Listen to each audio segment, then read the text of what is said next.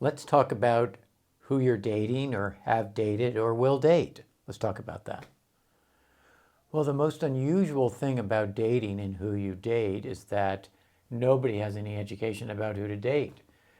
They're educated about what schools to go to and what subjects to study and professional jobs, and they're educated about everything, food, nutritional products, but dating, there's no data. And so why are people expecting themselves to date and be really successful at it? I think it's the wrong strategy. So let's get some education about dating and who to date and what to do about that situation. First of all, I think it's really important when you date somebody that you have an extremely positive attitude about the whole situation. You want to really value that person in a lot of different ways and discover them. You want to eat great food. You want to go to great places. You want to travel. You want to have great friends. You're going to want to go to great events. I mean, you really want to celebrate the life of being with whoever you're with. That's a really important thing to do. So you can really discover each other and develop each other in all those different situations. What most people don't know about is that people are born as a genetic type. And what that means is that the moment the sperm and the egg join, the type is created. And there's 16 of those. I have a book coming out on that called The 16 Geniuses, 16 Genetic Personality Types, coming out this fall. So when you date somebody, they're not just a person, they're a particular type. And that type has certain high personality qualities and low, and you do also. So when you pick a person, for whatever reason you're choosing them or picking them, what happens is that they have, by nature, really positive traits associated with them. Some people are just naturally really honest. Other people are very intelligent in certain ways, problem solvers, good thinkers, athletic, community-based, have high moral values. They have really very different traits. So when you're with somebody, that particular person is going to kind of present something you could learn a lot about. And it might be the reason why you're attracted to them and them for you. And so you might as well learn what their nice qualities are and really, besides enjoying them, learn how to have those qualities yourself. And then, of course, the unusual thing that everybody knows is that there's chemistry between two people. That means this type and that type, when you put them together, create a type of relationship. And I've identified 16 of those. So people, when they get together, could be very creative together. They could be very romantic together. They could be very intimate together. They could be good at problem solving. They could be really good politically together. There's a nature of that chemistry that happens. And so people really need to kind of own up not just what the person's like, each person is like, but like what's the nature of the relationship? And then celebrate and develop that part of the relationship. That might be why you're involved in that relationship, is because that relationship helps both people be creative or more honest or have better spiritual values. There's a reason in the chemistry, behind the chemistry. The other thing that's really important about dating is that you should always use your friends when you're dating. So when you date somebody, you should always talk to your best friends and have them evaluate not just the person you're dating, but you. So if you say, I really like her or I really like him, do your friends think you do? Why don't you get perspective on what you think you desire and let them give you perspective on whether they think you really desire that or not? That's a pretty unusual thought. In other words, if most people think of, oh, I really want this orange, I really like oranges. Do you ever ask people, do I look like I want oranges? I think you need perspective on your emotional desires. And you can get that from your best friends and you can get it from your enemies. So it's a really important thing to get, I think. Also, if you know what type the person is or they remind you of another person that's like that, go talk to that person about the person you're dating. So in other words, the person you're dating, all kinds of things start happening in the relationship, and you probably won't understand most of what's happening.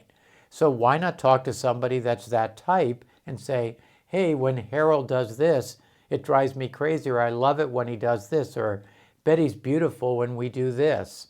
Why don't you ask people what that's about so you can actually understand that? Instead of thinking you have to figure it out yourself. I mean, people have been in relationships forever. Why not get data from everybody? instead of relying just on yourself. It's not really a very good idea. Let's go get help from everybody else. There's maturation in terms of dating. I mean, everybody knows when you're younger, you might be attracted to somebody because of their hair or their intelligence or their shape or what they do or their sport or their religious preference. And then you find out that you really do like them because you both have a similar spiritual tradition you like to practice, but it's not the right person. And then you all get to support each other, so you get to find out the next person as you're maturing yourself, knowing what you like.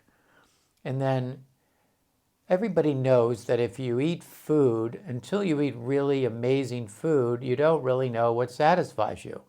So why would you think that you're already satisfied or that you have to work super hard to get satisfaction in a relationship? Doesn't make sense. What makes sense is that you'd be in a relationship and you get satisfaction. And then sooner or later you actually know what really does satisfy you. And people are embarrassed about those things. Some people like people first for physical reasons. Nothing wrong with that. Other people like people for emotional reasons, for their looks. Other people like people for analytical reasons, the person's smart. And other people like people because of their lifestyle. Nothing wrong with that. Nothing wrong with however you find yourself entering into your attraction to the other person. The question is, it needs to get developed. And so sooner or later, it's going to turn into you having all of those 4 aspects kind of identified. What you like about the person physically, what you like about them psychologically or their personality traits, and that you desire more than other people like them, how you're attracted to them, what particular things really drive you crazy about them and make you really excited when you're with them, and then spiritually what kind of values and what kind of life they want to have. So sooner or later you're going to have to mature, and then what happens is that you're better at making your choices, and then you're going to find people to date where both of you, it works much better for both of you. And at a certain point you're satisfied. This is good. And it's a funny thing that happens with people that I always thought, which is that 2 people are dating and one person finds other people attractive when they're walking around and the partner doesn't like that. Well, that doesn't really make sense. What it makes sense is that if you're with somebody and you're walking around and they find somebody else attractive, they should go check that person out to find out whether or not they like that person better than you. And then if they do, then you're free to be with who you need to be with, and so are they. So jealousy is really like you're not mature enough to let the person be free so they can find out what they're actually attracted to. That would be good for everybody, right? So the concept is as you continue to mature, you're going to become more balanced. And there is a type that works for everybody that's good for a long-term intimate relationship. And that person tends to be the same type as your unconscious. It balances your quality. So if you tend to be you like to work a lot, that other person likes to play a lot. And that kind of balances each other. Some people like to be very creative and other people like to be very comfortable. They tend to balance. Some people like power and strength, and other people are very good at being controlling and more principle-minded. And they seem to attract each other. And that's an unconscious part of each person is there's a personality inside that balances your conscious personality traits. So ultimately that's called your balancing type. But before that, have a ball. Date everybody you can imagine.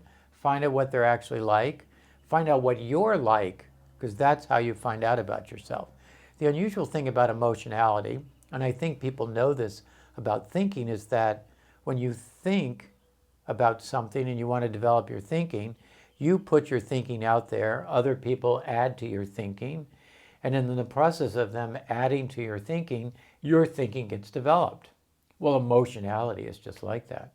So when you like somebody and you put it out there that you like them, their response creates a chemical change in you that matures you so that you know actually what you actually like. So this emotional maturity thing has to happen through engaging with other people. So what I like to say to people is, you're dating somebody, you're investing your life and their life together. So it doesn't make any sense that if it doesn't work out, Or if you both decide that you need something else, why call it an X? I don't think you want to X out part of your life. Doesn't make sense. Why don't you call it, why were you ever with them? Why were they with you? Why don't we call them your whys instead? Let's put it in the real context. Because why were you with them and why they're with you is what gets you to know how to get into ultimate satisfaction. So let's call them not your ex, but your whys. Have a great time dating.